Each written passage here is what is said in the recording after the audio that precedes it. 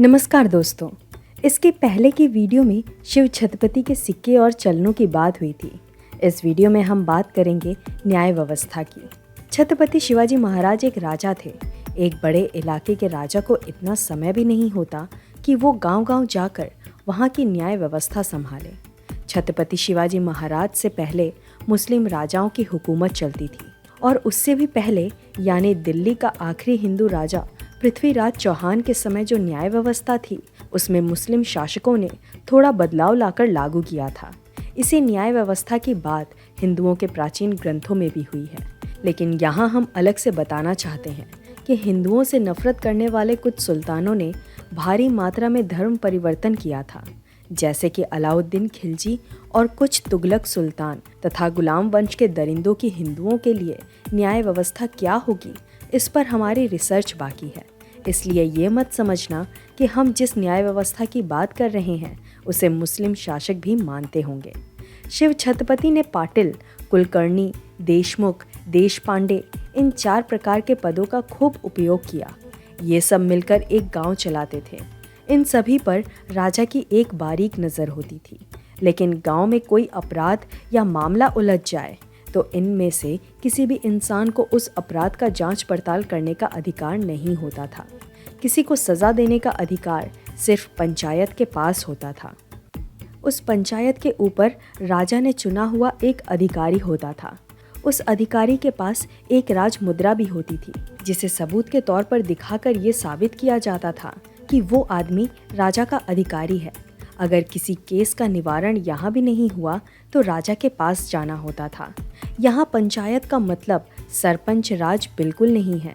आज की सरपंच राज और पहले की पंचायत राज में बड़ा अंतर है। उस वक्त सरपंच नहीं होता था।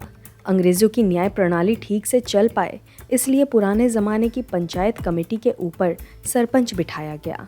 आजकल तो गांव-गांव में सरपंचों के लिए चुनाव होते हैं। उस वक्त की कमेटी को ही पंचायत कहते थे। इस पंचायत का अर्थ 5 लोगों से नहीं बल्कि 5 पदों से होता था। पहला पद पाटिल, दूसरा पद कुलकर्णी, तीसरा पद 12 बलूतेदार, चौथा पद शेटे और 5वां पद महाजन। हिंदी भाषिक लोगों को 12 बलूतेदार पता नहीं होगा। 12 शूद्र जाति को मिलाकर 12 बलूतेदार सिस्टम बनता था। चमार, लोहार, सुतार, मांग ऐसे 12 प्रकार के शूद्र जातियां इनमें शामिल थे। 12 बलूतेदार सिस्टम गांव के विकास में बड़ा किरदार निभाता था, इसलिए इनका महत्व बढ़ने लगा। आपको जानकर हैरानी होगी कि 12 बलूतेदार के लोगों को इनाम के तौर पर ज़मीन दी जाती थी। इसलिए आपको ऐसे अनुसूचित जाति के लोग भी मिलेंगे जिनके गांव में आज भी ढेर सारी ज़मीन है। अगर गांव में कुछ मामला दर्ज हुआ है तो सबसे पहले लिखित रूप में मामला दर्ज होता था। उसके बाद गांव के मंदिर या नदी के किनारे पंचायत सभा बैठती थी। अगर आरोपी इस सभा में शामिल नहीं हुआ तो उसे घर से उठाकर लाया जाता था। गवाह की गवाही दर्ज करने से पहले उससे कसम ली जाती थी।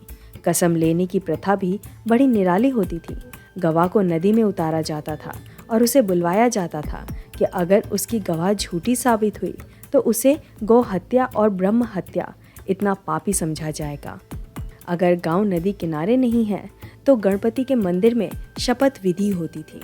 आज के समय डिस्ट्रिक्ट कोर्ट के फैसले को हाई कोर्ट में चुनौती दे सकता है और हाई कोर्ट के बाद सुप्रीम कोर्ट जा सकते हैं। इसी प्रकार की प्रणाली शिव छत्रपति के कार्यकाल में हुआ करती थी।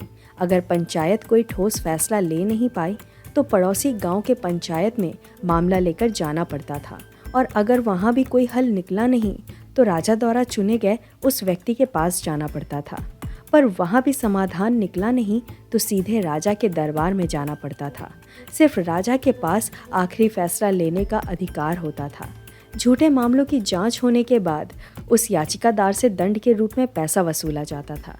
ये सभी चीज़ें बातों बातों में नहीं होती थी। एक फाइल बनाई जाती थी। उसमें मामला, गवाही, आरोपी, दंड और न्याय की जानकारी लिखी जाती थी और उस फाइल को राजा के न्यायाधीश के पास भेजा जाता था।